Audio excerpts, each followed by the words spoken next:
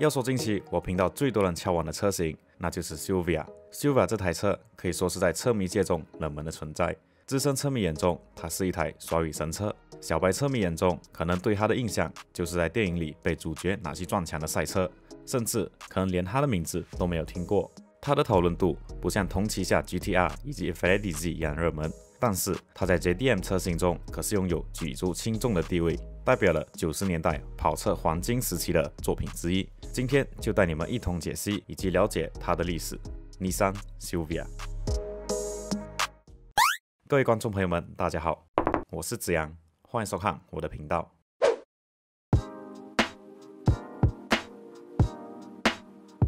1950年代开始，尼桑就不断向海外市场扩张，尤其在1960年推出了打上 Ferrari 后，更让他们想要在跑车市场大展宏图，于是便设计出与 Ferrari 不同定位的豪华轿跑车，既有前卫的多棱角以及车身线条，并以希腊神话中的一位少女名字作为车名，而它就叫做 Silvia， 含义代表着森林。初代的 Silvia 是以 SP311 Ferrari 车架作为基础开发，还聘请来自德国的设计师协助尼桑内部成员的开发工作，所以这台车拥有结合欧洲和日本的工艺风格。再来使用新型 1.6 升 R 系列的引擎，配备前轮碟刹，成为日本首个搭载。而且当时的日本开始有许多高速公路，加上盛行的高性能跑车，像是 Ferrari S600、Sport 800等，让本身服役警队的 Bluebird 毫无竞争可言。而 Silvia 拥有日本最高时速165公里每小时的极限，让它一度成为日本第3精兵道路高速公路警车。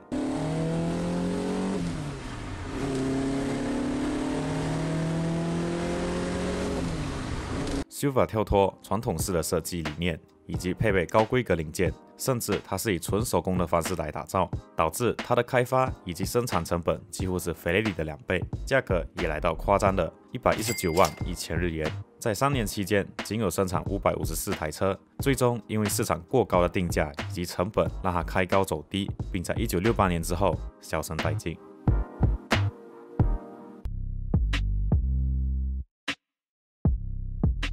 自从 Silvia 的失败，让尼桑一度想雪藏此系列。但是这几年 Toyota Celica 的出现，以高度自定义的选配以及结合流行的外观设计，成功在国内外市场获得极大的反馈。于是尼桑便想尝试打入这份圈子。在规划第2代 Silvia 的时候，他们原本计划要使用2颗 500cc 的转子引擎作为动力，但是在1973年发生了中东战争，引发石油危机，导致燃油效率差的转子引擎就不纳入考量，取而代之的是 1.8 升直列4缸 L18 引擎。于是停产7年的 Silvia 终于迎来了第2代车型，以全新平台生产 S 型底盘，打造独有的车系。外观后方使用贯穿式尾灯，巨大的 C 柱，往下的车身线条。Silvia 所呈现的是自身独特的设计语言，来对抗传统的罐头式设计。这个创举也让它在北美市场获得巨大的成功，不过也因为设计过于前卫，导致它在日本本土不受欢迎。但它在全球的销量超过了14万5千辆车，证明这款实验性车型能在市场上脱颖而出。到了第3代 ，Silvia 的设计格调产生了变化，不再以独特的风格展现魅力，而是以符合大众口味，结合自家的设计语言来打造新一代的 Silvia。这次尼桑推出了 Coupe 以及 Hatchback 的版本，而且还推出姐妹车型 Gazella。与 Silvia 的差异是外观细节不一样，而内饰上更加豪华，并且价格贵了5000日元。从上一代 S10 开始，进口到北美的车型就以排量加 SX 作为后缀。还有进口到墨西哥的 Silvia 是以樱花的日语 Sakura 的名字在当地贩售。Sakura de Datsun。得力于 Hatchback 流线的车身设计，看起来更加运动，首次亮相就大受欢迎。这次的改变也为此系列带来每月4000台订单的销量。显然，这次与市场妥协的举动才是 Silvia 往后的答案。几年后，在引擎上进行改动，导入了 G 系列以及 FJ 高性能引擎。之后，为了参加 WRC B 组赛事，打造了200台公路版赛车 240RS， 并搭载 2.4 升的 FJ24 引擎，约可以爆发240匹马力。但在那时 ，B 组赛车个个都是疯狗级别的赛车，所以240RS 在3年间仅取得新西兰赛事的第2名优良成绩，最后因为 A 组赛事的下放而结束生涯。到了1983年，出现了2台长得非常相似的车，Nissan Silvia S12 以及 Toyota Sprinter Tureno A186。双门、前置后驱以及跳灯，这些元素似乎在说这时代的潮流。原本计划受到上一代高冷气的影响，将会联动这代的名声，所以打造出时代并肩设计的外形，以及采用相比上一代轻35公斤的 CA 系列引擎来达到优秀的前后配重。但是这一次却踢到了铁板。Honda Prelude 内部空间宽阔，车身高度低，并且在当时深受女性的欢迎，成为在日本当地约会车的代表。再来 ，Toyota Celica 专注于高性能以及平价的口碑，让它在运动轿车市场持续高峰，甚至还推出了骚热高阶的车型，为 Toyota 额外添加高级的形象。而反观 Silvia 外观与 A186 相撞，采用约会车定位为攻略，却被 Prelude 巧妙的内饰设计重新定义市场。动力方面，因为要达到前后配重，而选择排量较低的 CA 系列引擎，与本身占高名声优势的 Celica 正面竞争。结果在这两者的冲击下，这一代的 Silvia 销量惨淡，联动导致 Gazella 车系就此停产。在影片进入下一阶段前，还想请各位喜欢这部影片的话，可以点个赞、留言或分享。之后想看更多的相关影片，也欢迎订阅我的频道。谢谢大家。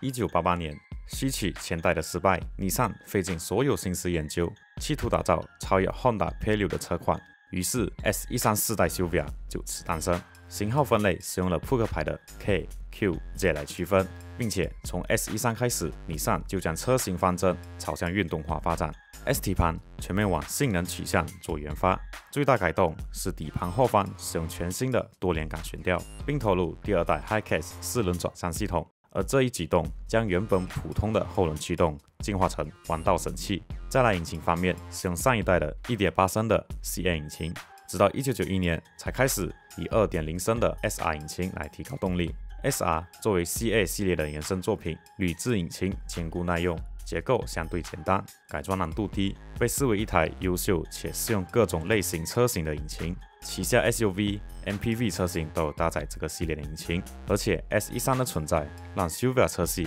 开始在漂移圈里脱颖而出。FR 配置，车身重量轻，丰富的改装零件，后期维护成本低，加上新车售价相对平价，吸引了不少年轻族群选择它入手，让这段时期的日本各大山路开始流行使用 Silvia 车系来参加漂移活动，也奠定了 Silvia 在漂移文化上的基石。在 S13 成功后的一年，推出了尼桑 180SX， 身为 Silvia 的姐妹车型，底盘以及动力调教相似外，就只有在外观上做出区别，并在一经推出就受到各界玩家的青睐。然而 180SX 的车系直到1998年才正式停产，在生产期间也出现了一个特别的现象，那就是诞生全新的车系 SIL18。这台其实是从民间透过更换 S13 的车头，在 180SX 的车上而获得新的绰号。会有这个现象，是因为在赛道比赛中常常会发生撞击，车头损坏就成为家常便饭。而 180SX 搭载的跳灯构造复杂，维修成本高昂，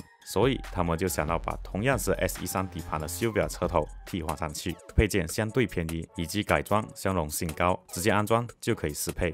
加上 180SX 采用的是 Fastback 的设计，外观上更受车迷的欢迎，所以 SIL80 就成为当时流行的改装玩法，甚至还衍生出 OneVia 的玩法，跟字面上的意思一样，就是 180SX 的车头搭配 S13 的后面。不过那只是属于少数玩家的改装。SIL18 盛行的现象，让尼桑与爱知县一家改装厂 Kidsherd 合作，推出500台 SIL80。而尼桑 SIL80 是受到尼桑官方认证的车型，可以跟正常车一样到尼桑工厂进行保养维修，将民间改装车纳入旗下，成为官方的车款，也是当时罕见的做法。S13 的出现成为改变 Silvia 基调的关键，打造纯粹的 FR 性能车是往后 Silvia 所追求的核心道路。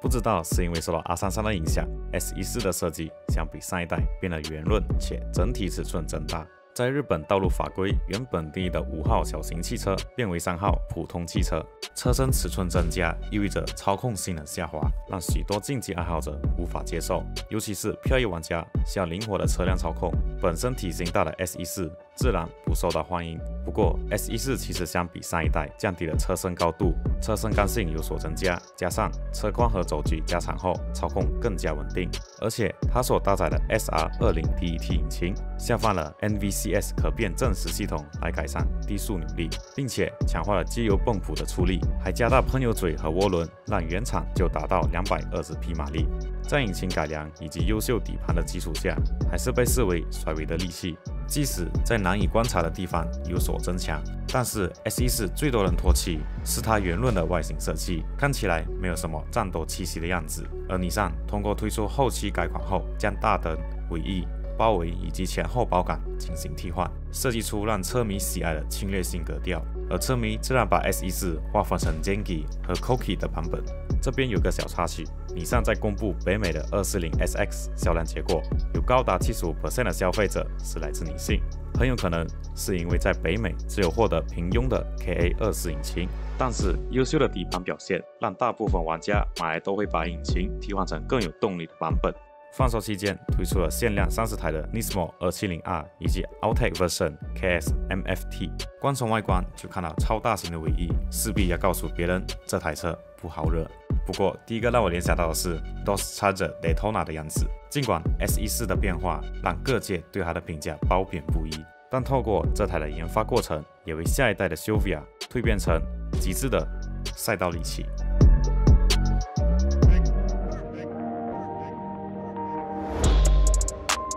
1999年1月，新一代的 Silvia 同时是最后一代的 S15 车型正式登场，吸取前代体型庞大的口碑，这代就改回以往的5号车架，保持 S14 后期款高人气的设计风格，并且简化了车型种类，基本上划分成自然进气 Space 以及涡轮增压 Space R， 搭载上一代 SR20 引擎进行改良，将原厂动力提升到250匹马力、275牛米，并且 S15 在售后市场上成为当红榨汁机，内外改装部件源源不绝，而且出色的底盘调教让它在漂移领域上可说是叱咤风云。著名的 D1 GP S15 以66次胜利成为累积胜利最多的车型，与第二多的 RX7 还要多拿45次，甚至在2018年到2022年期间统治了 D1 赛事，蝉联5届系列赛的总冠军。同时在美国 Formula D 赛事中，在17至19年获得3连冠的成就，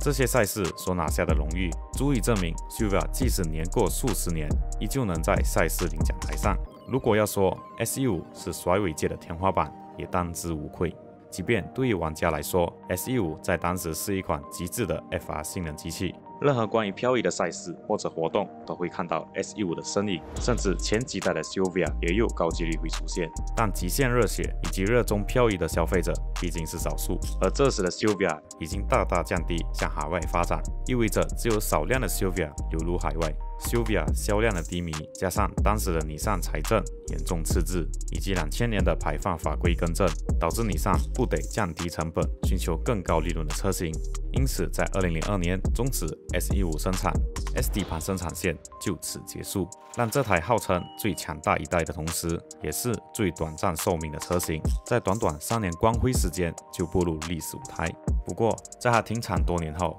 得力于游戏以及影视作品中不断现身，甚至今年一部影片高达1600万点阅率，让它再次走红。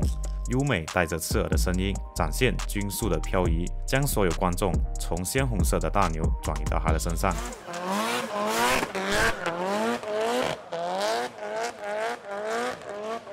而且，影片中的 S15 来头也不小，它是由 Gio by Look 改装厂的创始人 Look 的作品之一。他将 SR20 引擎扩缸至 2.2 升 Galen G30 770涡轮套件，以及 1000cc 喷油嘴等等各种改装和特调下，让它的马力高达700匹，并且车重仅有1220公斤，使它可以轻易越级挑战6缸车型。而目前在我搜寻资料里，它没有一场输过。在 Rolling Race 上，这样的表现也为 Silvia 以及 SR20 引擎添加几分传奇色彩。而且 S15 是我认为它是跑车界中最有颜值的设计之一，原厂就保有优美的车身线条以及前卫的设计语言，搭配民间各式各样的改装套件，无论是爆龟、竞技、摇臂风格、低趴，或者仅有低调的包围也非常好看。S15改装自由以及机械工艺的底蕴，足以衬托起90年代标志性的 JDM